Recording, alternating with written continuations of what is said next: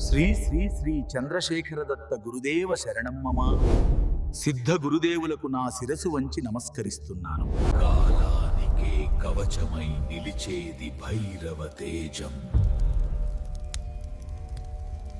కాలానికే కవచమై నిలిచే భైరవ తేజం శ్మశాన నిశ్శబ్దంలో మెలకువ పొందుతోంది. కాలాన్ని దాటి ప్రవహించే మహాకాల భైరవ శక్తి, గ్రంథాల ఆవరణలో దాగిన మహామర్మం.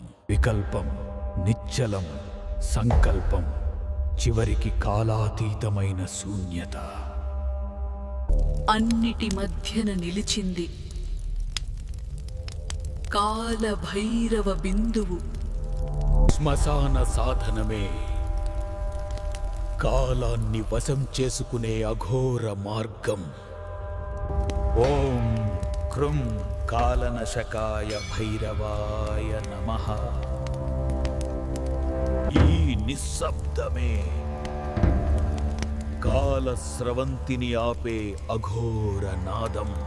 మూడవ నేత్రమే శూన్యత నుండి వెలిగే జ్ఞానాగ్ని. కాలబంధన ముద్ర క్షణాన్నైనా యుగాన్నైనా నిలిపివేసే సంకేతం. నీలగంధ సువాసన భైరవ శక్తికి మేల్కొలుప. నల్ల నువ్వులే కాలరూప భైరవునికి అతి ప్రాచీన డమరునాదమే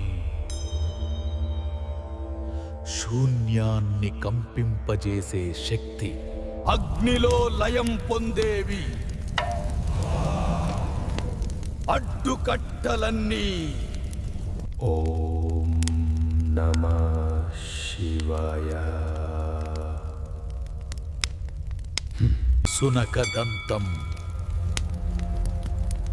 భైరవుని అపార రక్షణ యంత్రం. ఆకాశమే శూన్యానికి లయమయ్యే క్షణం. కాలాతీత భైరవత్వం శక్తి యొక్క ఆది రూపం. అన్నీ శూన్య బిందువులోకి లయమవుతాయి. అక్కడే